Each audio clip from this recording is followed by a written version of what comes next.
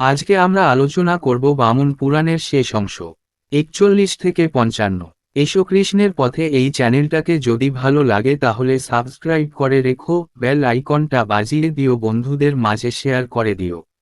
ধন্যবাদ। শুরু হচ্ছে বামন পুরাণের শেষ অংশ। নারদ পুলস্তর কাছে জানতে চাইলেন, প্রহ্লাদ তীর্থে বেরিয়ে কোথায় কোথায় গেলেন। প্রহ্লাদ প্রথমে মন্দার পর্বতে গেলেন। তারপর মানস তীর্থে গিয়ে স্নান করে পিতৃপুরুষদের তর্পণ করে জগন্নাথের পূজা দিলেন। তারপর পাপনাশী কৌশিকী তীর্থে গিয়ে স্নান করে জগৎপতির পূজা করে ব্রাহ্মণদের দক্ষিণা দিলেন।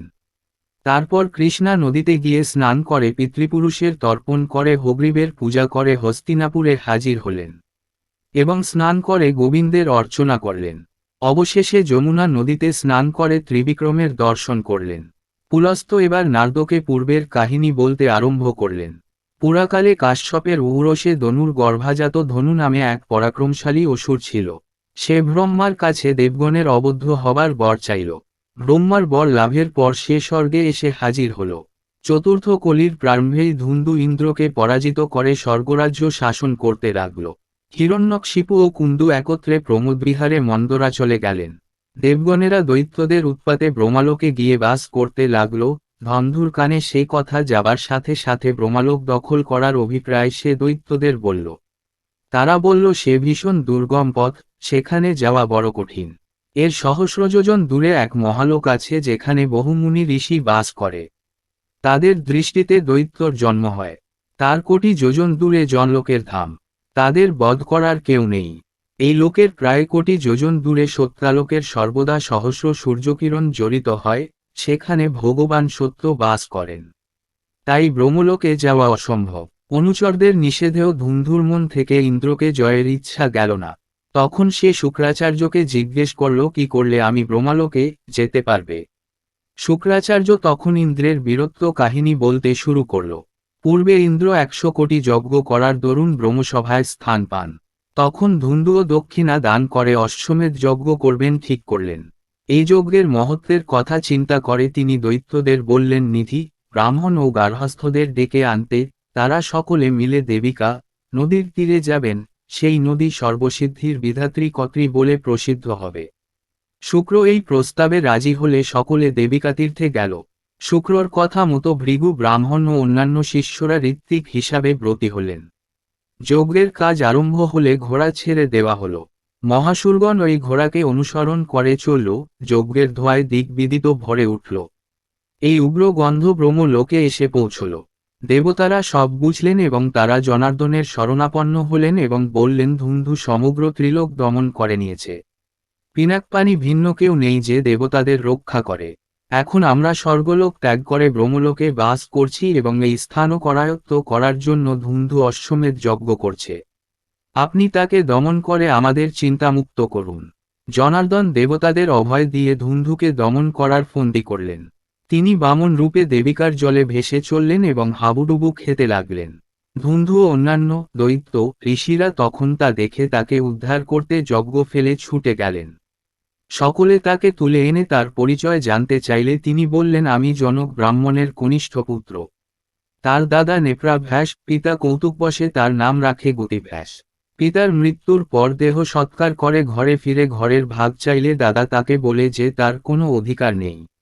কারণ ঘোড়া, ক্লীব, ঋতুকুষ্ঠ রোগী বা অন্ধরা সম্পত্তির ভাগ পায় না। শুধুমাত্র বাস ও গ্রাসাচ্ছাদন দেওয়া যেতে পারে। তিনি প্রতিবাদ করলে তার দাদা তাকে এই নদীর জলে ফেলে দেন। সাঁতার না জানার জন্য সে হাবুডুবু খাচ্ছিল। এই অবস্থার 1 বছর কাটার পর তারা তাকে উদ্ধার করেছেন। এবার সে জানতে চাইল, ইন্দ্রের মতন দেখতে ব্যক্তিটিকে। ব্রাহ্মণরা তখন বললেন, ইনি দানবপতি, ইনি দাতা, ভোস্তা ও ভর্তা হয়ে সম্প্রতি যজ্ঞকর্মে দীক্ষিত হয়েছেন। ব্রাহ্মণরা ধুন্ধুকে বললেন, বালককে সুন্দর বাসভবন, প্রচুর ধনরত্ন ও দাসদাসী দান কর। দৈত্যপতি দিতে রাজি হলে বালক বললেন, যেখানে ভাই কিছু দিল না সেখানে আমাকে অল্প দান করে কি লাভ। ব্রাহ্মণ বালক তখন ধুন্ধুর কাছে 3 পা পরিমাণ ভূমি চাইল। বামন ওই ভূমি ছাড়া আর কিছু নিতে চাইলেন না। তখন তার প্রার্থনা শুনে হাসতে হাসতে দৈত্যপতি তাকে 3 পা জমি দান করলেন। বামন তখন ত্রিবিক্রম দেহ ধারণ করলেন। প্রথম পা সমুদ্র পর্বত পরিবেষ্টিত সমগ্র পৃথিবী, দ্বিতীয় পা অন্তরিক্ষ ও স্বর্গ দখল করে নিলেন। তৃতীয় পা ফেলার জায়গা পেলেন না, ফলে তিনি রেগে গিয়ে দৈত্যপতির পিঠের উপর পা ফেলল। এর ফলে হাজার হাজার যোজন পরিমিত স্থান গর্ত হয়ে গেল। ভগবান শ্রীহরি ধুন্ধুকে দমন করার জন্য ত্রিবিক্রম মূর্তি ধারণ করেছিলেন। প্রহ্লাদ ঘুরতে ঘুরতে এই পবিত্র স্থানে এসে হাজির হলেন। 42 প্রহ্লাদ কালিন্দী নদীর জলে স্নান করে এক রাত্রি উপবাস করে পরে লিঙ্গ পর্বতে গেলেন। সেখানেও এক রাত্রি উপবাস করলেন। তারপর কেদার তীর্থে গেলেন। এই তীর্থে তিনি 7 রাত্রি কাটালেন। এরপর তিনি বদরিকাশ্রমে ও বরাহতীর্থে গেলেন। তিনি ভক্তি করে গুরুজি নারায়ণের আরাধনা করলেন। তারপর সেখানে গিয়ে তিনি ভগবান চন্দ্রকে পূজা করলেন।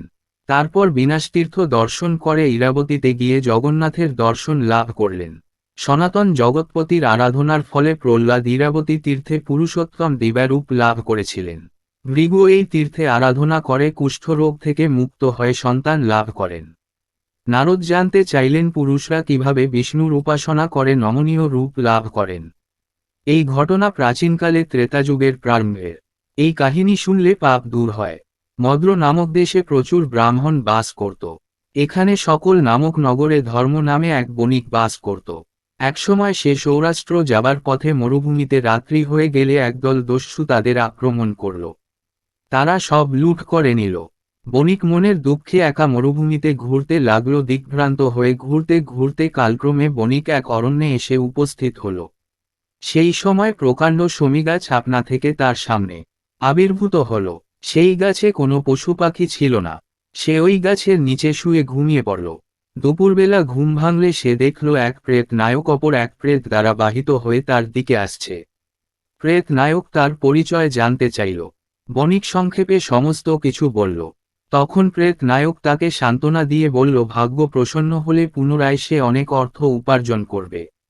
প্রেতনায়ক তাকে এক অন্তরঙ্গ বন্ধু বলে স্বীকার করল। এমন সময় আকাশ থেকে এক দইমাখা ভাতের থালা এসে উপস্থিত হল আর এল এক জলপাত্র। প্রেতনায়ক তাকে আনিকে আহ্বান করল এবং আহ্নিক শেষে খাবারের অধিকাংশ বণিককে ও বাকিটা প্রেতদের মধ্যে ভাগ করে দিল। বণিকের খাওয়া শেষ হলেই পাত্র আবার অদৃশ্য হয়ে গেল। তখন বণিকের রহস্য জানতে চাইলেন। শমীগাছকে প্রেতনায়কের কাছে জানতে চাইলেন। প্রেতপতি তখন বলল, পূর্বে সে অরণ্যে বাস করত। তার নামও বহুলা। তার প্রতিবেশী ছিল ধনবান বণিক সোম্বা। সে ধনবান হলেও ছিল কদর্য স্বভাবের। সোম্বা প্রতিদিন দরিদ্রকে দান করত, কিন্তু সে যদি ভুলে ভালো খাবার খেত তবে কেউ তাকে 3 গাছা লাঠি দিয়ে মারত এবং দিন হবার আগেই সে রোগে আক্রান্ত হতো। অতি কষ্টে তার সময় কাটত, কোনো মতে শাক খেয়ে বেঁচেছিল। ভাদ্র দ্বাদশীতে প্রতিবেশী ইরাবতী নর্মদার সঙ্গমতীর্থে স্নান করতে গেলেন।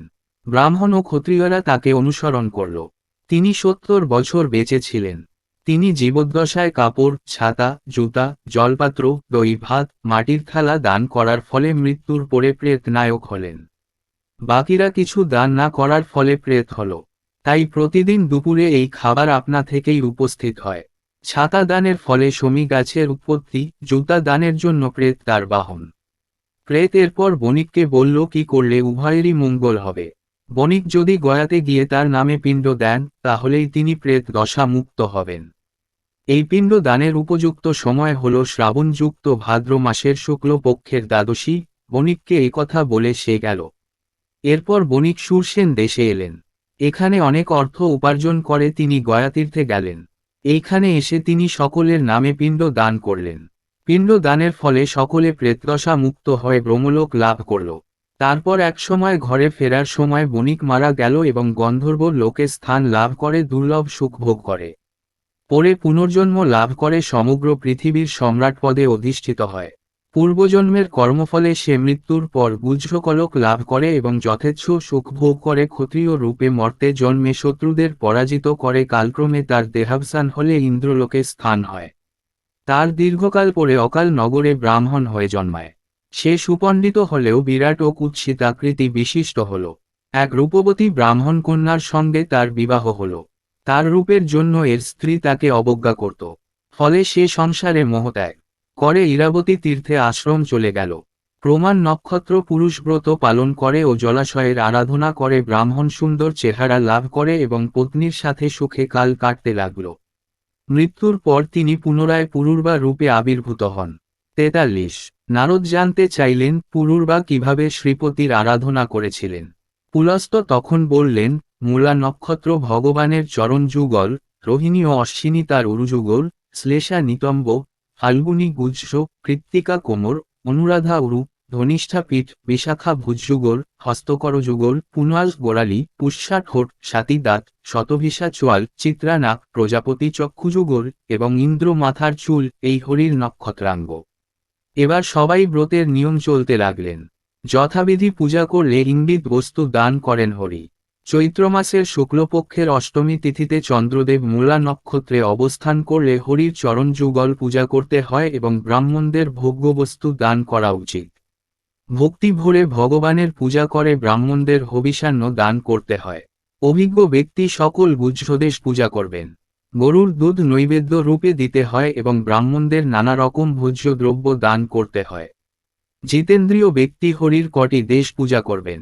ভাদ্রপদ নক্ষত্রে যথাবিধি ভগবানের শরীরের পার্শ্বনয় পূজা করে তাকে সন্তুষ্ট করার জন্যে গুড় মৌরি নৈবেদ্য দিতে হয়। রেবতী পেটের ডান ও বাম ভাগ পূজা ও মুগের মিঠাই এর নৈবেদ্য দিতে হয়। অনুরাধা নক্ষত্রে বক্ষদেশের পূজা ও কেটে ধানের ভাতের নৈবেদ্য, ধনিষ্ঠায় পিঠের পূজা ও শালি ধানের ভাতের নৈবেদ্য, বিশাখায় ভুজ যুগলের পূজা ও পরমান্নের নৈবেদ্য দান করতে হয়। এভাবে হস্তা নক্ষত্রে 2 হাতের পূজায় জব, পুনর্বসু নক্ষত্রে পুজোয় তিল মেশানো মিঠাই, শ্রবণা নক্ষত্রে কানের পূজায় দই মাখা ভাত, পুষ্যা নক্ষত্রে মুখের পূজায় ঘি ও পায়েস, স্বাতী নক্ষত্রে দাঁতের পূজায় তিল, গন্ধদ্রব্য ও ব্রাহ্মণদের নানা ভোজ্যের, শতাভিষা নক্ষত্রে চোয়ালের পূজায় কামিনী ধানের ভাত, মোঘা নক্ষত্রে নাকের পূজায় হরিণের মাংস, চিত্রা নক্ষত্রে কপালের পূজায় ও ভরণীতে মস্তক পূজায় উত্তম ভোজ্যবস্তু, আদ্রা নক্ষত্রে মাথার চুলের পূজায় গুড়ের মিঠাই নৈবেদ্য রূপে দান করবে। যথাবিহিত পূজা সমাপ্ত করে দেবজ্ঞ ও শাস্ত্রজ্ঞ ব্রাহ্মণদের দক্ষিণা, ছাতা, পশু, ধান, সোনা, দুগ্ধবতী গাভী প্রভৃতি দান করতে হয়। এই নক্ষত্র পুরুষ ব্রত সব ব্রতের সেরা। পূর্বে ভৃগু এই পাপহারী ব্রত পালন করেছিলেন। ভগবানের অঙ্গ প্রত্যঙ্গের পূজা করলে পূজকের অঙ্গ প্রত্যঙ্গ সর্বাঙ্গ সুন্দর ও সুশ্রী হয়ে থাকে এবং ভগবান হদ্দির কলি সংসর্গ থেকে জাত পূজকের 7 জন্মের পুরুষ ও পিতামাতার কর্ম হেতু যাবতীয় পাপ দূর করে দেন। এই ব্রত পালনকারী সমস্ত ইষ্ট বস্তুই লাভ করে থাকেন। জনার্দন পূজকের সমস্ত মনোবাসনাই পূরণ করে। অরুন্ধতী এই পূজা করে খ্যাতি লাভ করেছিলেন। অদিতি নক্ষত্র পুরুষের পূজা করে স্বয়ং হরিকেই পুত্র রূপে লাভ করেন। ব্রহ্মা তার পূজা করেন রূপ লাভ করে এবং পুরুরবা রাজ্য লাভ করেন। যথাযথ নিয়ম মেনে নক্ষত্র ব্রত পালন করলে কল্যাণ, পবিত্রতা, ফল ও আরোগ্য লাভ হয়ে থাকে। প্রহ্লাদ ঋষি নন্দিনী তীর্থে গিয়ে চৈত্র মাসের অষ্টমী তিথিতে জনার্দনের পূজা করলেন এবং নক্ষত্র ব্রত পালন করে তিনি কুরুক্ষেত্রে গেলেন। ঐরাবত মন্ত্রোচ্চারণ করে বেদবিধি অনুসারে চক্রতীর্থের পূজা করে স্নান করলেন এবং ভক্তি ভরে তিনি কারুধ্বজের পূজা করলেন। তারপর তিনি দেবিকা তীর্থে স্নান করে নৃসিংহ পূজা করলেন। পরে গোকর্ণ তীর্থে গেলেন এবং বিশ্বস্রষ্টার পূজা করলেন। বিষ্ণুর সাক্ষাৎ লাভের জন্য তিনি মহাশ্লীলে যান। এরপর তিনি পিতৃপুরুষদের তর্পণ করলেন এবং এই তীর্থে 3 রাত্রি বাস করলেন। হংসপদে ভগবান হংসের দর্শন করে পয়বতী তীর্থে গিয়ে অখণ্ড রূপী অচ্যুতের অর্চনা করলেন। এরপর তিনি বিতস্তায় গিয়ে কুমারিলের অর্চনা করেন। এই তীর্থ দর্শনের পর তিনি পাপহারী উত তীর্থে যান।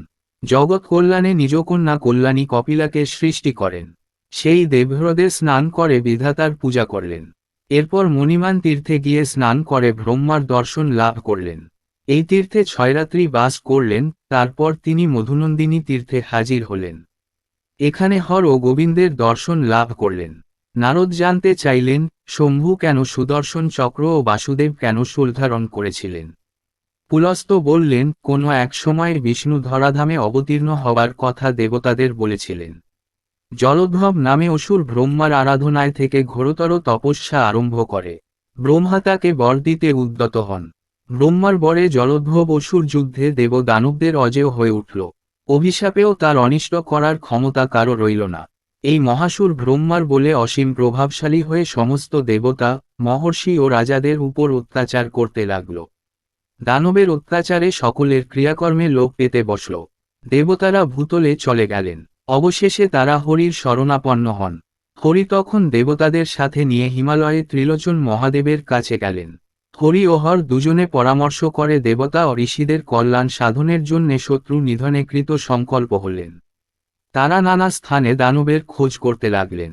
তখন জলোদ্ভব নামের মহাসুর হরি ও হরকে দেখে চি নদীর জলে লুকিয়ে পড়ল। তারাও দানবকে অনুসরণ করে নদীর তীরে এসে অদৃশ্য হলেন। অসুর তখন হিমালয় পর্বতে আশ্রয় নিল। বিষ্ণু ও শিব তা বুঝে সেই দানবের দেহ চক্র ও শূল ধারণ করে ছিন্ন করল। চক্রাঘাতে ছিন্ন ভিন্ন সেই অসুর তখন পর্বতশৃঙ্গ থেকে ভূপতিত হল। এর কারণেই হরি ও হর চক্র ও শূল ধারণ করেছিলেন। প্রহ্লাদ এরপর বিশাল নদীর তীরে গিয়ে ভক্তিভরে স্তব করেন। পরে তিনি হরিহরের সাক্ষাৎ লাভ করার জন্য হিমালয়ে হাজির হন। সেখানে তিনি ব্রাহ্মণদের নানা দ্রব্য দান করেন। তারপর তিনি বিতস্তা ও হিমালয়ের মধ্যবর্তী ভৃগু পর্বতে যান। এখানেই শঙ্কর বিষ্ণুকে অন্যতম অস্ত্র চক্র দান করেন। ৪৪ নারদ জানতে চাইলেন, শঙ্কর কেন বিষ্ণুকে চক্র দান করেছিলেন। পুলস্ত্য তখন বললেন, পূর্বে বিতমন্য নামে বেদবেদান্ত পারদর্শী গৃহাশ্রমী এক মহাব্রাহ্মণ ছিলেন। তার পত্নী আত্রেয়ী। বিতমনুর কোনো সন্তান ছিল না। তিনি এক সময় ঋতুকালে স্ত্রী সংসর্গ করলে তার একটি পুত্র সন্তান হয়, যার নাম উপমন্য। গরিব ব্রাহ্মণী পিটুলি গোলা খাইয়ে তাকে পালন করতেন। বালক দুধের স্বাদ না পেয়ে পিটুলি গোলাকেই দুধ বলে মনে করত। সে একসময় এক ব্রাহ্মণের বাড়িতে দুধ ও ক্ষীর মেশানো ভাত খেয়ে পরের দিন বাড়িতে নিয়ে বালক আর পিটুলি গোলা খেলেন না। ক্ষীরের জন্য কাঁদতে লাগল। মা তখন বলল, শঙ্কর দয়া না করলে দুধ কোথায় পারো, তাই নিতান্ত দুধ খেতে হলে শূলপাণির আরাধন করতে হবে। উপমনু তখন এই আরাধ্য ব্যক্তির পরিচয় জানতে চাইলে তার মা তাকে বললেন, প্রাচীনকালে শ্রীদাম নামে প্রবল পরাক্রান্ত অসুররাজ ছিল। সে ত্রিলোককে আয়ত্ত করা ফেলল। তারপর সে শ্রীবৎসকে হরণ করবে বলে মন স্থির করল। ভগবান বাসুদেব তাকে বধের জন্য মহেশ্বরের কাছে গেলেন। সে সময় হিমালয়ে অবস্থিত ছিলেন শঙ্কর যোগমূর্তি ধারণ করেছিলেন। হরি আত্মা দিয়ে তার আরাধনা করতে লাগলেন। তিনি পায়ের বুড়ো আঙুলের ওপর ভর দিয়ে 1000 বছর কাটিয়েছিলেন। ভগবান প্রীত হয়ে তাকে দর্শন দিয়ে পরম দিব্য চক্র দান করলেন এবং বললেন, এই চক্র অন্য সমস্ত অস্ত্রের প্রতিবেদন। এর 12টি নেমি ও 2টি নাভি আছে। সকল দেবতারা রাশি মাস ও চক্রে সন্নিহিত শিষ্যদের রক্ষা করার জন্য 2টি ঋতুও এই চক্রের মধ্যেই অধিষ্ঠিত আছে। এর 12 নেমিতে অগ্নি, সোম, মিত্র, বরুণ, ইন্দ্র, বিশ্বদেব, গণ, প্রজাপতিগণ, বলবান বায়ু, দেবদৈব্য ধনন্তরী, তপস্যা ও তপ এই দেবতারা বিরাজ করছেন। এই অস্ত্রের সাহায্যে নিঃসংচিত্তে দেবশত্রু সংহার করতে পারবে। চৈত্র থেকে ফাল্গুন পর্যন্ত সমস্ত মাসই এই চক্রে অধিষ্ঠিত। এই চক্র শত্রু নিধনে অব্যর্থ। ইন্দ্র এই চক্রের পূজা করেন। শম্ভুর কথা শুনে বিষ্ণু জানতে চাইলেন এই শক্তি অব্যর্থ কিনা তা তিনি কি করে বুঝবেন। তাই তিনি চক্রের ক্ষমতা প্রমাণের জন্য শম্ভর ওপরেই তা প্রয়োগ করতে চাইলেন। এবং বিষ্ণুর চক্রের আঘাতেই শম্ভর দেহ 3 টুকরো হয়ে গেল। হরি তখন মহাদেবের চরণে প্রণত হলেন। শম্ভ কৃতচিত্তে বলল, আমি ব্রহ্মারূপী, বিকার প্রাকৃত, পরন্তু বিকৃত নয়।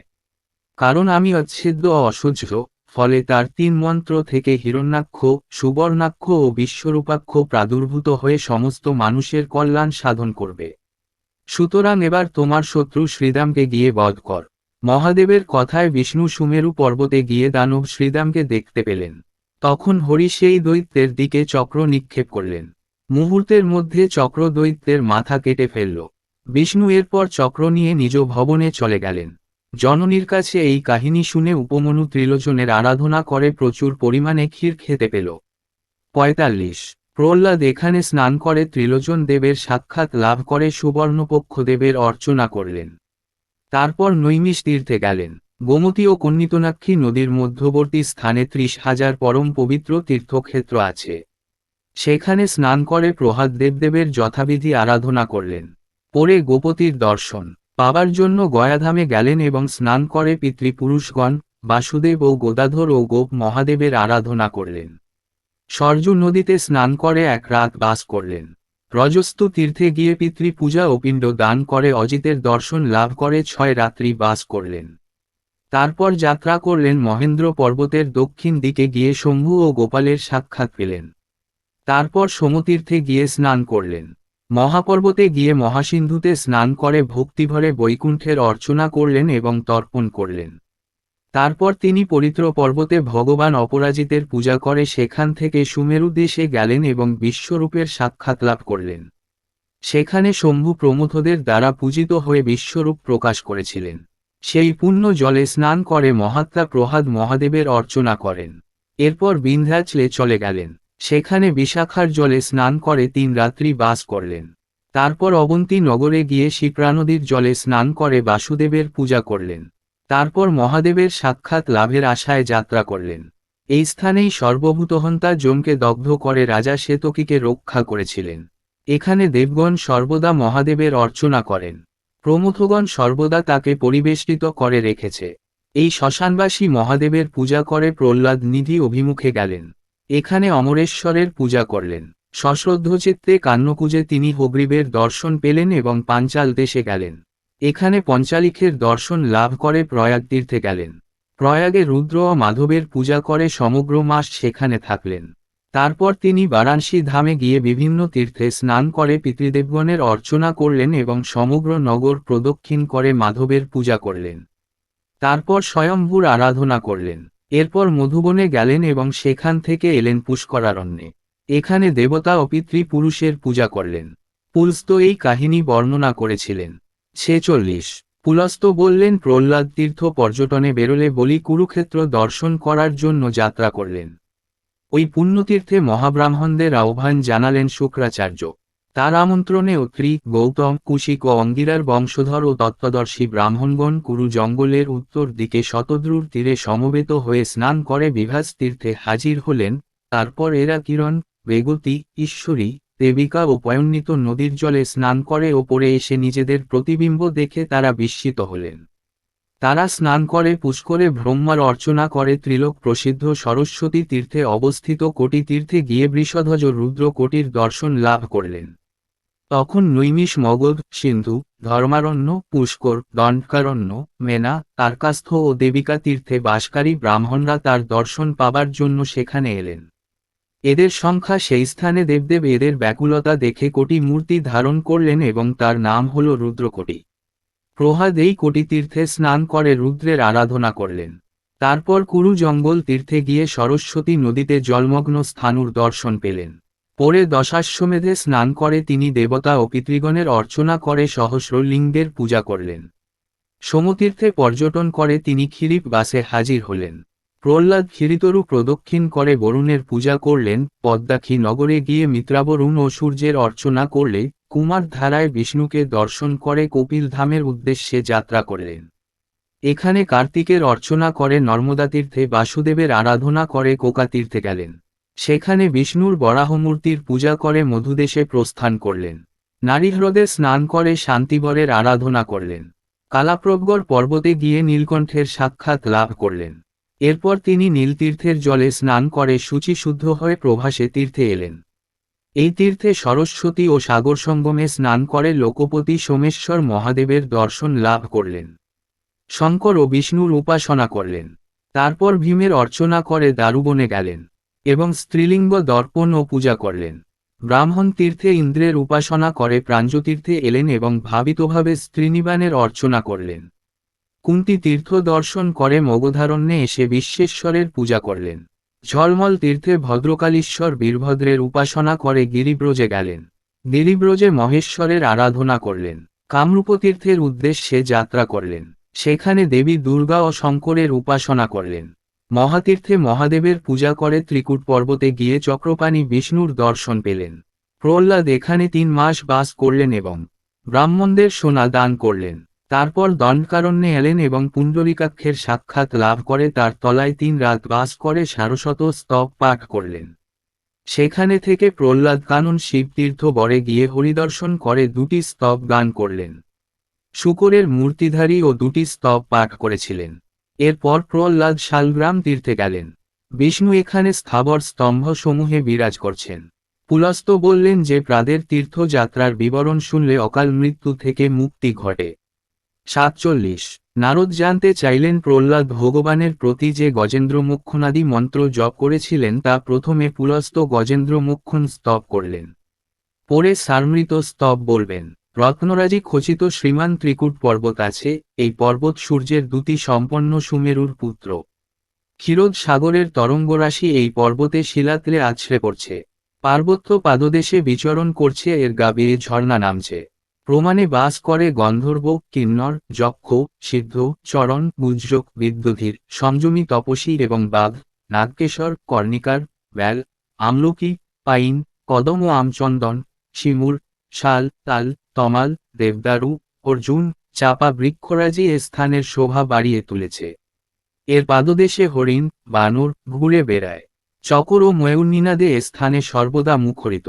এর সোনালী সুরভেঙ্গ সূর্যদেব বিরাজিত, রূপালিতে চন্দ্রদেব। তৃতীয় শৃঙ্গে ব্রহ্মাভবন অধিষ্ঠিত।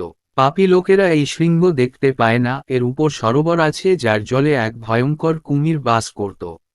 একদিন এক হাতি জল খেতে এলে কুমির তার পা কামড়ে ধরল, অন্য সঙ্গী হাতিরা আর্তনাদ করে উঠল, উভয়ের মধ্যে টানাপোড়েন শুরু হলো, যা সহস্র বছর ধরে চলল। বারুণ পাশে হাতির গতি রুদ্ধ হল এবং হাতি তখন বিপন্ন বিল্ম অবস্থায় হরিকে চিন্তা করতে লাগল।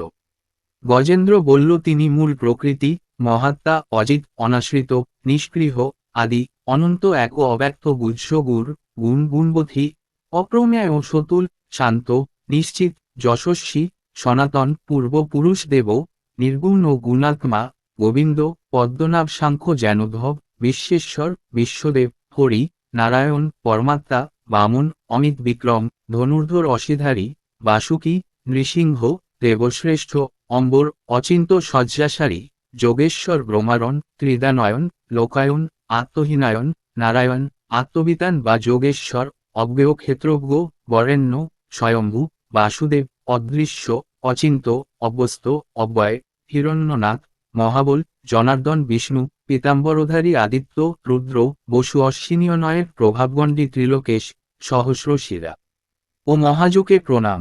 পুলস্ত্য বললেন, এই স্তবে সন্তুষ্ট হয়ে তৎক্ষণাৎ সরোবরে এলেন কেশব কুমির ও গজেন্দ্রকে জল থেকে টেনে তুলে আনলেন। মধুসূদন চক্রাঘাতে কুমিরকে বধ করে গজেন্দ্রকে মুক্ত করে দিলেন। বহুদেবের শাপে ইনি কুমির হয়ে জন্মেছিল, সে শাপমুক্ত হয়ে স্বর্গত স্বর্গ লাভ করল। গজেন্দ্র বিষ্ণুর স্পর্শে দিব্যদেহ ধারণ করে পুরুর রূপে আবির্ভূত হল। তারা একসাথে ভক্তিভরে শরণাগত বিষ্ণুর আরাধনা করল। ভগবান তখন গজেন্দ্রকে বললেন, যে ব্যক্তি আমাকে স্মরণ করবে তার দুঃসময়ে সুসময়ে পরিণত হবে, পাপ মুক্ত হবে। প্রভাতকালে উঠে মৎস্য, কুর্ম, বরাহ, নৃসিংহ, বামন অবতারকে ভক্তি ভরে স্মরণ করলে ঋষিকেশ গজ ও গন্ধর্বকে হাত দিয়ে স্পর্শ করলেন।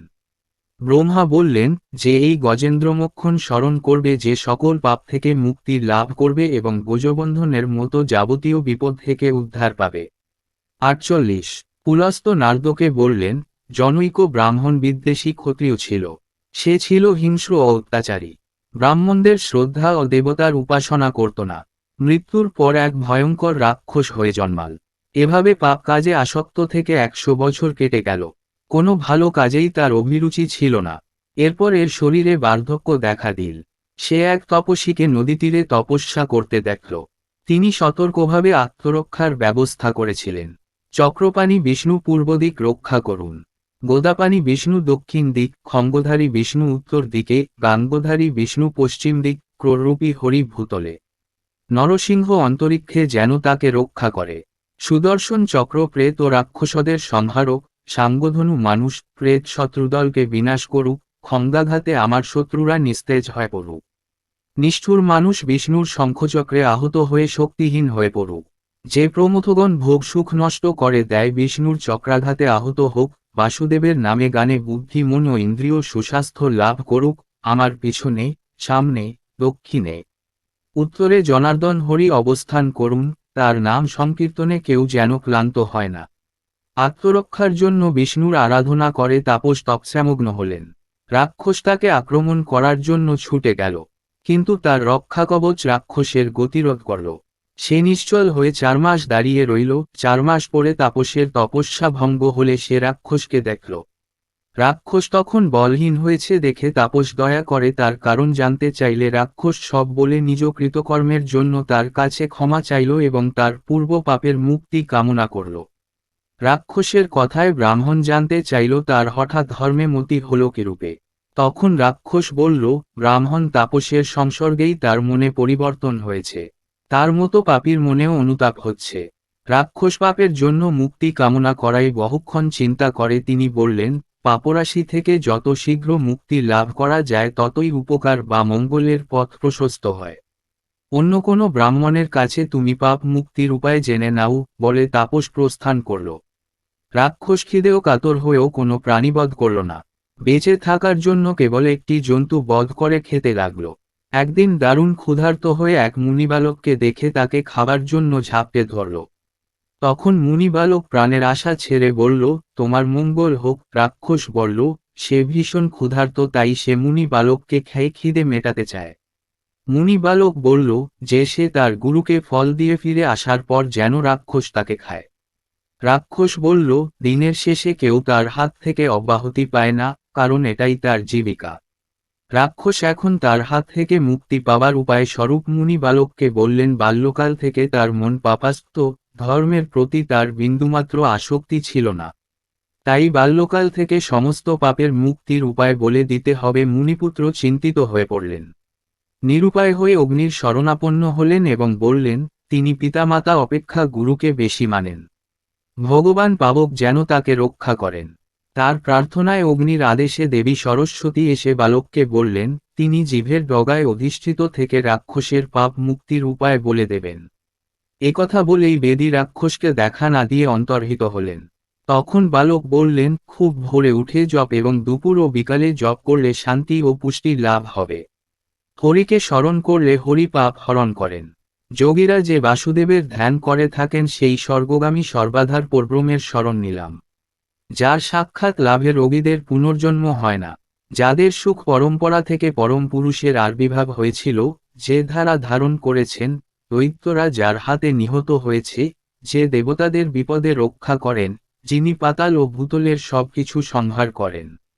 সকল সুর, অসুর ও পিতৃগণ, যক্ষ, গান্ধর্ব ও রাক্ষসরা যার অংশ, স্বয়ম্ভু যে মহেশ্বর দেহে সমস্তই বিরাজিত, যিনি সর্ব অব্যয় অশান্ত, সমস্ত পদচর্যা যার মূর্তি, যিনি জ্ঞানগম্য তার কীর্তনে সেসব অবিলম্বে বিনিষ্ট হোক। পরপত্নী ও পরদ্রব্যের অভিলাষ, অপরের প্রতি হিংসা, পরপীড়া, পানভোজন জনিত পাপ যেন লবণের মতো নিঃশব্দে বিলীন হয়ে যায়। হরির সংকীর্তনে যেন সকল পাপ বিনষ্ট হয়। যে ভাবী নরকের পরিত্রাতা, যার হাতে কংস নিহত হয়েছে, যিনি অরিষ্ট, চান্ধর প্রভৃতি দেব শত্রুদের বধ করেন, যে বলিকে দমন করেন, যে দশাননকে স্বয়ং নিধন করেন, যে পুতনাকে বধ করেন, তার জপ করলে 7 জন্মের জমা পাপ জলমগ্ন কাঁচা কলসির মতো বিনষ্ট হবে। যে ব্যক্তি প্রতিদিন তিলপূর্ণ 16 পাত্র দান করে তার ব্রহ্মচর্য অক্ষুণ্ণ হয়। এই সত্য বলে বালকের সর্বাঙ্গ রাক্ষস গ্রাস থেকে মুক্ত হবে। বালক তখন তাকে পবিত্র পাপ নাশক বিষ্ণু স্তোত্র বললেন। সরস্বতী এই স্তোত্রের প্রণেতা। এই স্তোত্র পাঠ করলে সমস্ত পাপ মুক্তি ঘটে। রাক্ষস তখন ব্রাহ্মণকে প্রণাম করে তপস্যার জন্য সেখানে গিয়ে ঘোর তপস্যায় মগ্ন হল। সে পাপ মুক্ত হয়ে বিষ্ণু লোকে স্থান পেল। পুলস্ত্য তখন বললেন, যে এই স্তোত্র পাঠ করে সে সমস্ত দুঃখ ও পাপ থেকে মুক্তি পায়। 49 পুলস্ত্য বললেন, হে জগৎপতি, বাসুদেব বহুরূপ, একশৃঙ্গ, বৃষাত্পী, শ্রীনিবাস, ভুবভাবন, নারায়ণ, বৃষধ্বজ, যজ্ঞধ্বজ, তালধ্বজ, গরুড়ধ্বজ, বরণ্যে, বিষ্ণু, পুরুষোত্তম, জয়ন্ত, বিজয়, জয়, অনন্ত, ঋতাবর্ত, মহাবর্ত, মহাদেব, অনাদি, সৃষ্টি গর্ভ, হিরণ্যগর্ভ, পদ্মলোচন, কালনেত্র, কালনাভ, মহানাভ, কৃষিয়মূল, মুথমূল, মূলাবাস, ধর্মাবাস, জলাবাস, স্ত্রীনিবাস, ধর্মধক্ষ, প্রযোগবৃক্ষ, আবদ্ধক্ষোষ, সেনকি কালবৃক্ষ, হে গদরিক, শ্রুতিধর, ধক্রধর, বলমালবীর, ধরণীধর, তথিত সেন, মহাসেন, পুরুক্ষুত, মহাকুল, কল্পশামুক, সপ্ত, বিভু, বিবিঞ্চিত, শ্বেত, কেশব, নীর, মহানীল, অনিরুদ্ধ, হরিকেশ, মহাবেশ, গুরাকেশ, মুক্তকেশ, ঋষিকেশ, স্কুল, মহাস্থূল, মহাশ্রীষ্ম, ভয়ঙ্কর, শ্বেত, পীতাম্বর, নীলবাস, হে কুশসায়, পদসায়, জলেশায়, গোবিন্দ, হংস, সাঙ্গধবজ, ব্রহ্মাশিস, সহস্রনেত্র, অর্থবশীরা, মহাশিস, ধর্মনেত্র, যজ্ঞবরা, বিষাত্মা, বিষাত্রাফর। সাগ্নিক ভ্রমরা তোমার মুখ, ক্ষত্রিয়রা বাহু, বৈশ্যরা পিঠের দুপাশ, দুই উরু থেকে ক্ষুদ্র জাতি, চোখ থেকে সূর্য, দুই পা থেকে পৃথিবী, কান থেকে দিবস সমূহ, নাভি থেকে অন্তরিক্ষ, মন থেকে চাঁদ, প্রাণ থেকে বায়ু, কাম থেকে রুক্ষ, ক্রোধ থেকে রুদ্র, মাথা থেকে স্বর্গ, স্বর্গ উৎপন্ন হয়েছে। তুমি ব্রহ্মেশ, শব্দব্রহ্ম বিদ্যা, বেদ্যরূপ, বন্দনীয়, বুদ্ধি, বৌদ্ধ যোদ্ধা, হোতা, হুম, হজ, হুমান, হব্যবাই, পুত ও পরকিয়া, নেতা নীতি, রক্তপত্র, উলুখন, যজমান, স্তোক্ত যাচ্য, উগাতা, যজ্ঞেয়, যাজজ, মুখ্য, যোগান্ত, ঈশান, সর্পগামী, উগাকাশ, দক্ষিণ, দীক্ষা, গ্রন্থ, ধাতা পরম, নরনারায়ণ, মাথাজন্য চন্দ্রের মতো রূপালী, শুভ, ভূতাদি, মহাভূত, অচ্যুত, দ্বিজ, উদবাহ, এই স্তব করলে কোনো পাপ থাকে না। 50 পুলস্ত্য নারদকে দ্বিতীয় স্তব সম্পর্কে বলতে শুরু করলেন।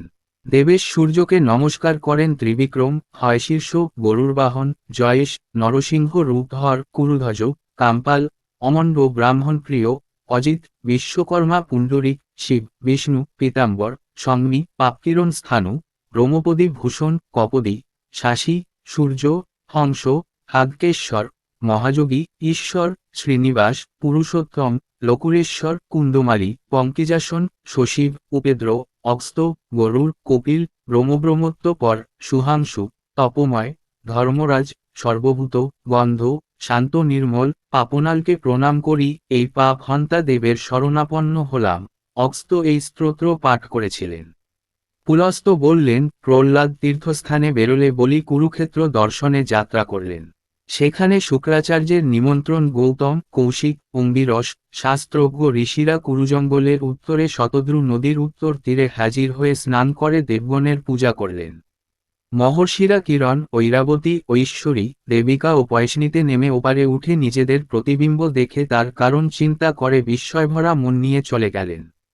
দূরে এক বনখণ্ড তাদের নজরে পড়ল, যা নিবিড় মেঘের মতো শ্যামল, সাদা ও লাল পদ্মে ভরা বন দেখে তারা আনন্দিত হলেন এবং বনে প্রবেশ করলেন। সেখানে তারা পুণ্যপদ্ম দেখতে পেলেন, যা 4 দিকপাল দ্বারা প্রতিষ্ঠিত। পূর্ব দিকে অবস্থিত ধর্মাগ্রাম পলাশ গাছে আবৃত, পশ্চিমের অর্থাশ্রম চাপাগাছে, দক্ষিণের কলাশ্রম কদলী ও অশোক বৃক্ষে, উত্তরে যজ্ঞাশ্রম বিশুদ্ধ স্থানটি আবৃত। এ স্থানে গিয়ে তারা অখণ্ডদেবের প্রতি অনুরক্ত হল। বিষ্ণু অখণ্ড নামে প্রসিদ্ধ, ঋষিরা তার উপাসনা করে থাকেন। মহর্ষিরা শত্রুর সাথে অসুরদের ভয়ে এখানে বাস করতে লাগলেন। তখন ভৃগু ব্রাহ্মণদের ওপর প্রাত্যহিক যজ্ঞের কাজ দিয়ে শুক্রবলির মহাযজ্ঞে নিযুক্ত হলেন। ঢাল সাদা কাণ্ড, মালা ও চন্দনে ভূষিত হলেন। বলিপত্নী বিদ্যাবলীও দীক্ষিত হলেন। চৈত্র মাসে এক সাদা ঘোড়া পৃথিবী প্রদক্ষিণের জন্য শুক্র ছেড়ে দিলেন। এভাবে ঘোড়া উৎসর্গের পর 3 মাস পার হয়ে গেল। নারায়ণ ভূমিষ্ঠ হল দেবজননী অদিতির গর্ভ থেকে। সাথে সাথে ব্রহ্মা মহর্ষিদের সাথে নিয়ে তার স্তব করতে লাগলেন। ব্রহ্মা বললেন, হে পাপ দাবানল ভীষণ, যশোদার জগমূর্তি পিতবাস, স্ত্রীকাণ্ড অর্ধগামী, অনন্য পুরুষ সর্ববিধি বৈরী, ধাতা, বিধাতা, সংহাস, মহেশ্বর, যোগীকে নমস্কার করি। জগন্নাথ হরি ব্রহ্মার স্তবে সন্তুষ্ট হয়ে তার উপনয়ন সাধন করতে বললেন। সবাই বাহনকে নানা দ্রব্য দান করলেন। পুলহ যজ্ঞপীঠ, পুলস্ত 2টি সাদা কাপড়, অক্স্ত হরিণ চর্ম, ভরদাজ মেখলা, রুক্ষ নন্দন মরিচিপালা দণ্ড, বারুণী জপমালা, অম্বিরা কুশাসন, দেবরাজ ছাতা, মৃগু জুতা ও বৃহস্পতি কোমণ্ডল দান করেন। ভরদাজ বামনকে সামবেদ পড়ালেন। তিনি জ্ঞানসাগর হয়ে লোকাচার করলেন। সে তারপর কুরুক্ষেত্র যাবার অনুমতি চাইল ভরদাজের কাছে। 51 ভগবান বললেন, প্রথম মোৎস্বরূপ মান হ্রদে অবস্থিত, যার চিন্তা করলেই সকল পাপক্ষয় হয়। কুর্মরূপ কৌশিকী নদীতে, কৃষ্ণার তীরে হয় শীর্ষ, হস্তিনাপুরে গোবিন্দ, ত্রিবিক্রম, কেদার মাধব, বদরিকাশ্রমে নারায়ণ, বরাহে গরুড়ধ্বজ, ভদ্রকর্ণে জয়েশ, বিপাশা তীরে দ্বিজপ্রিয়, কৃতগৌচে নৃসিংহ, প্রাচীনে কাম্পল, বিতস্তায় কুমারিলা, গয়ায় গোমতী, দক্ষিণাচলে গোপাল, পাঞ্চালিতে পাঞ্চতানিশ মহোদয়, হয়গ্রীব, প্রয়াগে যোগাসরী, বারাণসীতে কেশব, পদ্মাতীরে পদ্মকিরণ, সমুদ্রে বড়বামুষ, কুমার ধারে, বহনে কার্তিকেয়, ওজসে শম্ভু, নর্মদাতীরে স্ত্রীপত মূর্তি, মাহেশমতীরে ত্রিনয়ন, মহাকাশীতে হংসযুক্ত পাপ বিলাপাতে, কস্থার মধুসূদন মূর্তির দেবিকার তীরে ভূধর, শঙ্খদ্বারে শঙ্খী, হস্তি প্রদেশে বিশ্বামিত্র, কৈলাসে বৃষধ্বজ মাহেশ, মহিলা, শশিষ্য কামরূপ, সিংহাসনে উপেন্দ্র, সুতলে অচলকুর্ম, তিতলে পক্ক পঙ্কজানন, মহাতলে বৃষলেশ্বর, পাতালে যোগী অধীশ্বর, ধরাতলে কোকনদ, মেদিনীতে চক্রপাণি, ভূলোকে গরুর, জনলোকে কপিল, ব্রহ্মলোকে ব্রহ্মা, সেবে সনাতন, কুপাদ্বীপ কুশশয়, লক্ষদ্বীপে গরুর বাহনে ঐন্নেত্য পদ্মলাভ, শ্বাসমূলে বৃষভোজ, শাকে সহস্র পুষ্করে বামন মূর্তি বিরাজমান, তিনি বিরাজিত ফালি গ্রামে, জলে, স্থলে, পর্বতে তার মূর্তি স্মরণ ও দর্শন করলে পাপ প্রশমিত হয় ও মোক্ষলাভ করে। বিষ্ণু ভরদ্বাজকে এসব বলে কুরুজঙ্গনের উদ্দেশ্যে যাত্রা করল। 52 পুলস্ত্য বললেন, সমগ্র পৃথিবী কেঁপে উঠল, বলির যজ্ঞ ব্যাকুল হয়ে উঠল। বামনকৃতি বাসুদেব গমনোদ্যত হলে দানবরাজ বলি এই ভয়ানক কাণ্ড দেখে শুক্রাচার্যকে জিজ্ঞেস করলেন, কি কারণবশত সমগ্র পৃথিবী এভাবে দুলে উঠেছে? সাগর কেন ক্ষুব্ধ হয়েছে? নক্ষত্ররাজি কেন আকাশে শোভা পাচ্ছে না? তখন শুক্র বললেন, অগ্নি মহাসুরদের কাছ থেকে যজ্ঞ ভাগ গ্রহণ করছেন না। বাসুদেবের পদবিক্ষেপে এরূপ ঘটনা ঘটছে। দিকসমূহে অন্ধকারে আবৃত হয়ে পড়েছে। সাগর উদ্বেলিত হয়ে উঠেছে। তখন তার কি করণীয় বলি শুক্রর কাছে জানতে চাইল। তাকে কি সে মণিরত্ন দান করবেন, নাকি নিজের ও তার কল্যাণের কথা বলবেন? শুক্র তখন বললেন, যে বলি মহাসুরদের যজ্ঞভাগ গ্রহণ করেছেন কিন্তু বিধান অনুযায়ী তার ভাগীদার দেবগণ, তাই বাসুদেব এখানে আসছেন। এবার শুক্রাচার্য বলির করণীয় কর্তব্যের কথা বললেন। তিনি বললেন, বলি যেন মনের ভুলেও কিছু দান না করেন এবং যেন তাকে সন্তুষ্ট করবার জন্য বলেন, যে সমগ্র পৃথিবী ধারণ করে আছেন তাকে কিছু দান করার ক্ষমতা কার আছে? তখন বলি বললেন যে তিনি পথিককে প্রত্যাখ্যান করতে পারবেন না, তার ওপর তিনি স্বয়ং বাসুদেব। তখন শুক্রাচার্য বলিকে বোঝাবার জন্য প্রাচীনকালের মলয় প্রদেশের কোষাকার তনয়ের পৌরাণিক কাহিনী বলতে লাগলেন। শুক্রাচার্য তখন কাহিনী শোনানোর জন্য কৌতূহল প্রকাশ করলেন। বলি বলল, তার পূর্বাভ্যাস বশে এই কাহিনী জানা। পূর্বে সমস্ত মহার্য মুদগলের বিখ্যাত পুত্র ছিল। সেই জ্ঞান বিজ্ঞানে পারদর্শী ছিলেন। তার পত্নী বাৎসায়ন কন্যা ধর্মিষ্ঠা, তার গর্ভে জোরবুদ্ধিসম্পন্ন পুত্র ধর্মিষ্ঠা এই পুত্রকে সূতিকা গৃহের দ্বার প্রান্ত ফেলে রাখলেন। 53 সুপক্ষী রাক্ষসীও তার রুগ্ন সন্তানকে সেখানে রেখে ব্রাহ্মণের পুত্রকে খাবার জন্য নিয়ে গেল। রাক্ষসীর অন্ধস্বামী ঘটোদর জানতে চাইল সে কি এনেছে। রাক্ষসী সব বললে ঘটোদর বলল, তার এ কাজ ঠিক হয়নি, কারণ বিজেন্দ্র কোশক ক্রুদ্ধ হয়ে অভিশাপ দেবেন। সে রাক্ষসীকে বলল এই পুত্রকে ফেরত দিয়ে অন্য কারো পুত্র নিয়ে আসতে। রাক্ষসী তৎক্ষণাৎ প্রস্থান করল। এদিকে রাক্ষস কিন্তু সূতিকা গৃহের বাইরে কেঁদে উঠলে ধর্মিষ্ঠা স্বামীকে তা জানালেন এবং দ্বার প্রান্তে এসে শিশুকে দেখলেন গাত্রবর্ণে, সে তার সন্তানের মতোই দেখতে ছিল। তখন কোষাকার হাসতে হাসতে বললেন যে শিশুটিকে ভূতে ধরেছে, কেউ ছলনা করার জন্য শিশুর রূপ ধরেছে। তখন কোষাকার রাক্ষস শিশুকে সেখানে বেঁধে রাখলেন। রাক্ষসী তখন ব্রাহ্মণ শিশুকে শবে ঘরে রাখলে কোষাকার তাকেও বেঁধে ফেলল। রাক্ষসী তার পুত্রকে নিতে পারল না। রাক্ষসী চলে গেলে কোষাকার পত্নী দুই শিশুকেই দুধ, দই, আমের রস খাইয়ে বড় করতে লাগল। ক্রমে তাদের বয়স 7 বছরের হলে পিতা নাম রাখলেন দিবাকর ও নীলাকর। রাক্ষসপুত্রের নাম দিবাকর, নিজ পুত্রের নাম নীলাকর। দিবাকর বেদ পাঠ করতে লাগল, কিন্তু নীলাকর পারুল না, এর ফলে সকলে তার নিন্দা করতে লাগল। পিতা কোষাকার ক্রুদ্ধ হলেন এবং তাকে এক জনশূন্য কূপে ফেলে তার ওপর পাথর চাপা দিলেন। সেখানে এলে কূপের মধ্যে এক আমলকি গাছের ফল খেয়ে সে বহু বছর কাটিয়ে দিল। এভাবে 10 বছর পর একদিন ধর্মিষ্ঠা পুত্র সেই কুয়ো থেকে চিৎকার করে বলতে লাগল, কে পাথর চাপা দিয়েছে? মায়ের গলা শুনে নীলাকর চিৎকার করে পিতার কথা বলতে ধর্মিষ্ঠা ভয়ে জানতে চাইল সে কে। সে নিজের পরিচয় দিলে ধর্মিষ্ঠা বলে তার একটি পুত্র নীলাকর। তখন সব ধর্মিষ্ঠা তা শুনে পাথর সরিয়ে দিলেন ও নীলাকর ভক্তিভরে মাকে প্রণাম করল। এরপর কোষাকারের কাছে সে এলে কোষাকার তার মুখ অজ্ঞ ও জড়ো হয়ে জন্মাবার কারণ জানতে চাইলেন। তখন নীলাকর বলল, পূর্বে সে বৃন্দাকর নামক ব্রাহ্মণ ঘরে জন্মেছিল। পিতা দৃশক্পি ও মা মালা। সে সর্বশাস্ত্রে পারদর্শী ও মহাজ্ঞানী ছিল, কিন্তু সে নানা দুষ্কর্মে লিপ্ত ছিল। তাকে লোভ ও মোহ গ্রাস করল। ক্রমে সে পরস্ত্রীয় হরণে মগ্ন হল এবং পাপের ফলে গলায় দড়ি দিয়ে মরল এবং মরার পর রৌরব নরকে পতিত হয়ে 1000 বছর পরে মুক্তি লাভ করে গভীর অরণ্যে বাঘ হয়ে জন্ম লাভ করল। একদিন এক পরাক্রমশালী রাজা তাকে খাঁচায় পুরল। বাঘ হলেও তার শাস্ত্রজ্ঞান জাগ্রত ছিল। রাজা একদিন একটি কাপড় পরে বাইরে গেলে তার স্ত্রী চিতা বাঘের কাছে গেলে পূর্ব স্বভাববশ তার কাম উদ্বেগ হল। তখন জিতা বলল যে কিভাবে সে বাঘের সাথে রতি মিলন করবে। জিজি তখন বাঘকে রাতে খাঁচা মুক্ত করবে বলল, কিন্তু বাঘের আর ধৈর্য ছিল না। ফলে রাজপত্নী খাঁচা খুলে দিলেন এবং রতি কামনার বাঘ জিতাকে গ্রহণ করল। কিন্তু রাজপুরুষরা তাকে দেখতে পেয়ে মুগুরের আঘাত করে ও দড়ি শেকলে বেঁধে ফেলল এবং ভয়ঙ্কর ভাবে মারলে তার মৃত্যু ঘটল এবং নরকে পতিত হল। 1000 বছর পর সাদা গাধা হয়ে অগ্নিবস্য ব্রাহ্মণের ঘরে জন্মাল। তখনও তার অন্তরে শাস্ত্র জ্ঞান জাগ্রত ছিল। ব্রাহ্মণ পত্নীরা তাকে বাহন করে নিলেন। একদিন তার বিমতী পত্নী পিতৃগৃহে যেতে চাইলে অগ্নিবস্য তাকে গাধার পিঠে যেতে বললেন। সেই তন্নি গাধার পিঠে চেপে যাত্রা করল। মাঝে এক নদীর জলে স্নান করতে গেল। স্নান শেষে সে ভিজা কাপড়ে উঠে আসলে গাধা কাম্বশত তার দিকে ছুটে গিয়ে তাকে মাটিতে ফেলে দিল। তার অনুচররা লাঠি হাতে তাকে তাড়া করলে সে দক্ষিণে পালালো এবং দুরাত্মা গাধা শেষ পর্যন্ত ফোদে বাধা পড়ে মারা গেল। দীর্ঘকাল নরক যন্ত্রণার পর সুখ পাখি হয়ে জন্মাল। এক দুরাত্মা ব্যাধ তাকে বণিক পুত্রের কাছে বেচে দিল। বণিক তাকে যুবতীদের কাছে রেখে দিল। বণিক পত্নীরা তাকে ভাত ও পাকা ডালিম দিত। চন্দ্রাবতী নামক এক বণিক পত্নী খাঁচা খুলে সুখকে একদিন বার করে তার সুপুষ্ট স্তনের উপর চেপে ধরল। তখন পাখির মনে কামভাব জাগল, কিন্তু বণিক পত্নী গলার হাড় পেঁচিয়ে শ্বাসরোধ হয়ে মারা গেল এবং সুখ পুনরায় ঘোর নরকে নিমগ্ন হয়ে এক চণ্ডালের ঘরে সার হয়ে জন্মাল। একদিন চণ্ডাল তাকে গাড়িতে জুড়ে পত্নী সহ বনের দিকে চলল। চণ্ডাল পত্নী কিছুদূর যাবার পর গান গাইতে লাগল। ফলে সার ভাবাবেগবশত পা পিছলে মাটিতে পড়ল এবং মারা গেল।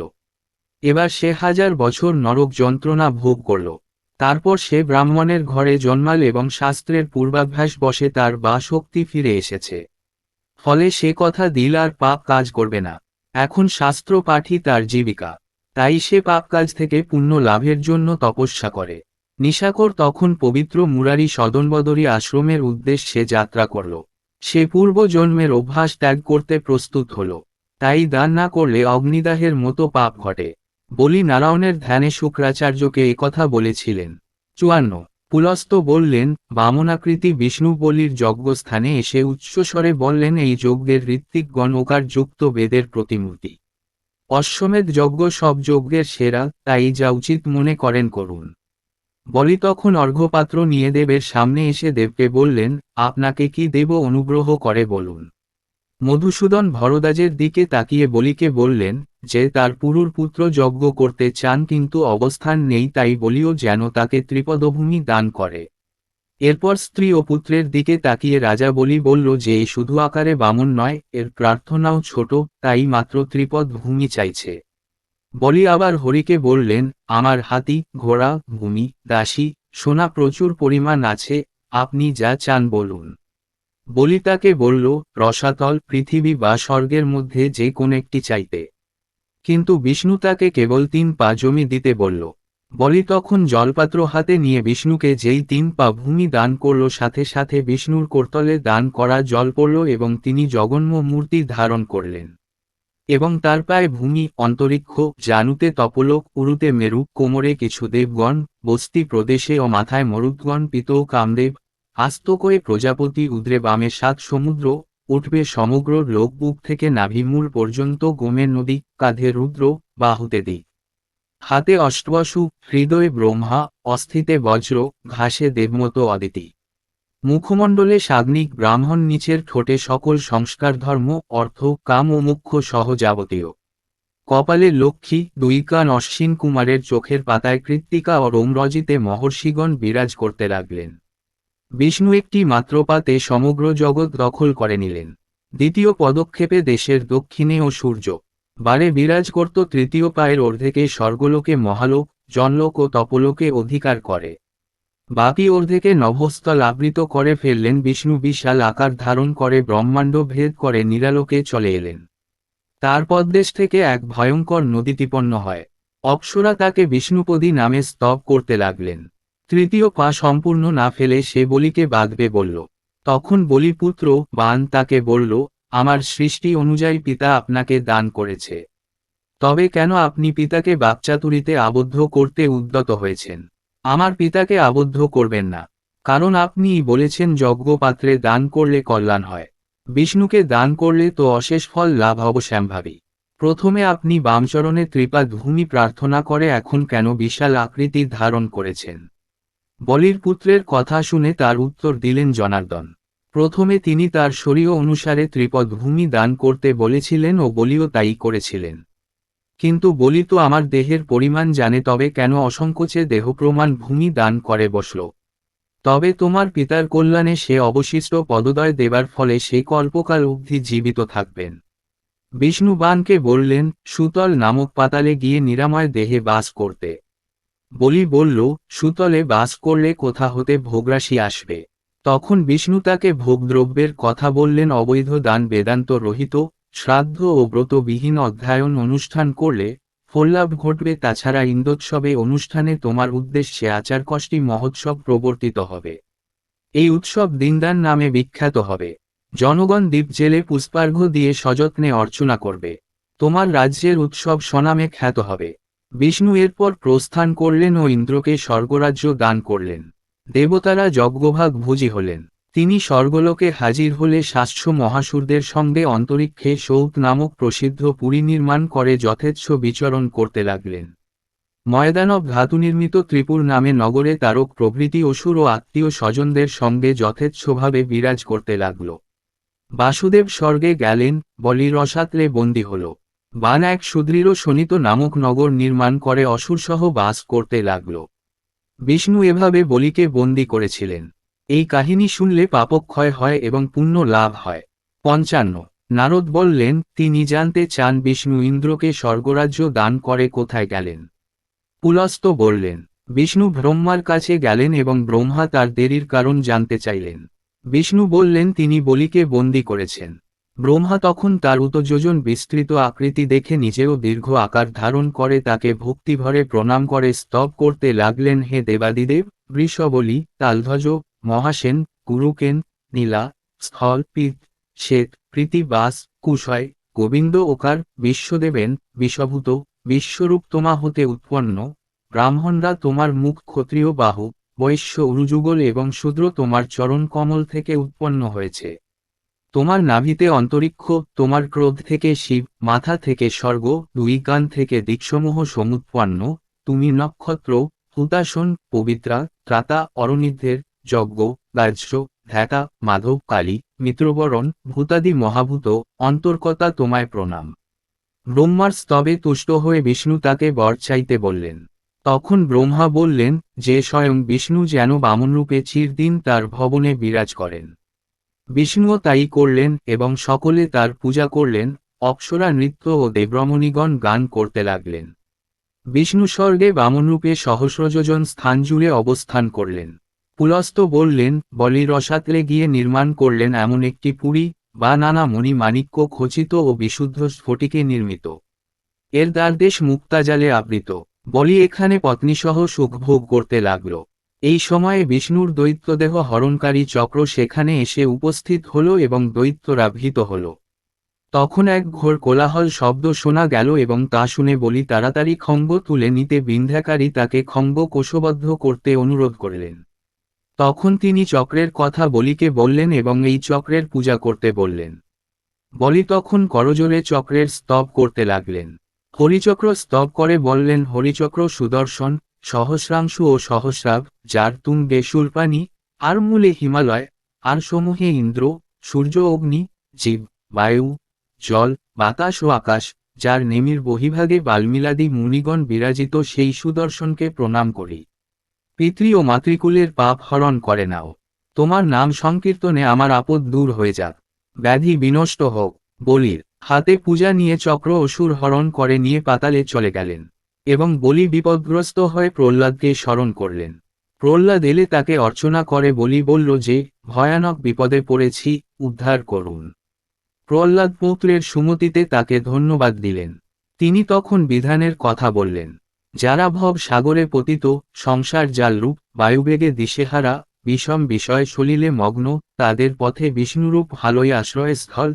যম তার দূতদের কাছে বলে যে মাধব যার প্রতি প্রসন্ন তাকে ত্যাগ কর। প্রতি ইক্ষুবাবু ভক্তিভরে বলেছিলেন, বিষ্ণু ভক্তরা যমের অধিকার বহির্ভূত। শ্রীহরির চরণ কমল পূজা করার শক্তি যাদের নেই তাদের হাত হাত নয়। যে রসনা হরির সংকীর্তনে বিমুখ তার রসনাই নয়। যারা ত্রিবিক্রমের মূর্তির পূজা করে তাদের পক্ষে দেবতাগণ সহ সর্বলোকের পূজা করা হয়। চক্রপাণির গুণরাশি আসে। যারা মহাত্মা ব্যক্তি তারাই স্বর্গগামী, সূক্ষ্ম ও অব্যক্ত বাসুদেবের দর্শন লাভ করে। বাসুদেবকে যথারীতি ধ্যান ও প্রণাম করলে পুনর্জন্ম হয় না, যে তার পূজা করে সে সংসার আবর্তে পতিত হয় না। যারা যথা সময়ে শয্যা ত্যাগ করে তারা অতি বড় সংকটে থেকেও পরিত্রাণ লাভ করে। যারা কর্ণরূপ পত্রে হরিনাম রূপ সুধা পান করে তারা যাবতীয় সংকট থেকে মুক্তি লাভ করে। নম নারায়ণায়, সর্বার্থ সাধকমন্ত্র। বিষ্ণুর আশ্রয় প্রার্থীর পরাজয় নেই। বিষ্ণুর নামে গানে সকল বিঘ্ন দূর হয়। সকল তীর্থ দর্শন হয় তার নাম করলে। ত্রিসন্ধ্যা তার নাম করলে উপবাসের ফল লাভ হয়। শাস্ত্রনির্দিষ্ট নিয়মে হরির অর্চনা করলে পরম সিদ্ধি লাভ হবে। যারা নারায়ণকে সর্বদা স্মরণ করে তারা সংসার সমুদ্রে অতিক্রম করে। যারা জনার্দনের ধ্যান করে তাদের চিত্ত পাপমুক্ত হয়। তার নামকারীরা বিষ্ণুলোকে স্থান পায়। যারা জন্মবধি নানা পাপ কাজ করেছে তারা হরির নাম ভক্তিভরে করলে পাপমুক্ত হয়ে অমৃত পানে তৃপ্ত হয়। শ্রদ্ধাশীল জনগণ সর্বদা তার ধ্যান ও নাম সংকীর্তন করবেন। বলি বললেন, জনার্দনের আরাধনায় যে মোক্ষ লাভ হয় তা শুনলাম, কিন্তু তার আরাধনা কিরূপে করবেন? কোন দান বিষ্ণুর পক্ষে প্রীতিকর ও কোন তিথিতে উপবাস করলে তিনি সন্তুষ্ট হন? প্রহ্লাদ বললেন, জনার্দনকে ভক্তিভরে যা দান করা যায় তাই তিনি সন্তুষ্ট চিত্তে গ্রহণ করেন। ব্রাহ্মণদের পূজা করলেও জনার্দনের পূজা করা হয়। ব্রাহ্মণ শাস্ত্রজ্ঞ হোক বা না হোক তাকে অবমাননা করা উচিত নয়। ব্রাহ্মণী বিষ্ণু দিব্যশারীর, তাই শ্রদ্ধাভরে তার অর্চনা করা উচিত। তিথি বিষয়ে বিষ্ণু যাতে প্রীত হন জাতি, কুন্দবান, চাপা, অশোক, করবী, যূথিকা, বকুল, পারিজাত, তিল, জবা, টগর ফুলের মধ্যে কেয়া ছাড়া অন্য সকল ফুল বিষ্ণুর পূজায় ব্যবহৃত হয়। নানা লতাপাতা, সাদা লাল পদ্ম, প্রবাল, দুর্বা, পত্রকোরক প্রভৃতি উপকরণ দিয়ে বিষ্ণু পূজা করতে হয়। এছাড়া কুমকুম, চন্দন, ধুনো, নাগকেশার জাতীয় ফল, প্রিয়, ঘি, জব, গম, তিল, মুগ, শাল, মাস ধান হরির প্রিয় বস্তু, পবিত্র গোদান ভূমিদান এবং বস্ত্র ও অন্নদানে প্রীত হন। ফাল্গুনে ধান, কাপড়, কৃষ্ণতিল, মাঘে তিল ও ধেনু, চৈত্রে বস্ত্র, শয্যা ও আসন, বৈশাখে জলপূর্ণ কলস, ধেনু, চন্দন ও তালবৃন্ত দান করতে হয়। যারা বিষ্ণু ভক্ত তারা স্ত্রীপুত্র নিয়ে সুখে বাস করে। যে বিধিমতো বিষ্ণু পূজা করে তার পাপ দূর হয়, সে অশ্বমেধের ফল লাভ করে। যে পুরুষ বা নারী বামন পুরাণের কথা শোনে সে পৃথিবীতে পুণ্যতম। তার স্বর্ণ, ভূমি, গৌ, ঘোড়া, হাতি লাভ হয়, রাজস্বী যজ্ঞের ফল লাভ হয়। বামন পুরাণ শুনলে সূর্য ও চন্দ্র গ্রহণে রত্নদান, বুভুক্ষু ব্রাহ্মণকে আত্মদান, পিতা মাতাদের জ্যৈষ্ঠ ভ্রাতাকে গ্রহণ করলে যে ফল লাভ হয় তা বামন পুরাণ পাঠের সমগোত্রীয়। আষাঢ়ে পাদুকা, ছাতা, লবণ, আমলকি, ভাদ্রে পায়েস, মধু, ঘি, লবণ ও গুড় মেশানে না ভাত, আশ্বিনে উৎকৃষ্ট অশ্ব, বৃষ, তৈ তামা, লোহা, কার্তিকে রূপা, সোনা, দীপমণি ও মুক্তামালা। অগ্রহায়ণে খচ্চর, সাপ, দান ও চমর। পৌষে প্রাসাদ, নগর প্রভৃতি দান করবে। যে কেশবের জন্য মন্দির নির্মাণ করে সে সনাতন পবিত্র লোকে স্থান পায়। তার উদ্দেশ্যে ফুল ও ফল দান করলে ভোগরাশি উপভোগ হয়। যে বিষ্ণু মন্দিরের যত্ন নেয় সে পাতকী, উপপতকী, মহাপাতকী হলেও পাপমুক্ত হবে। এক বিষ্ণু মন্দির নির্মাণ করেছিলেন। পরে বাসুদেবের মন্দিরে সোনার তৈরি দ্বীপ, পাত্র, রূপার পতাকা ও বহু সুসজ্জিত নির্মাণ করেন। এখানে চারপাশে ফুল, ফল, লতা পাতায় যে ভরা দেবদারু গাছের রমণীয় বাগান তৈরি করলেন।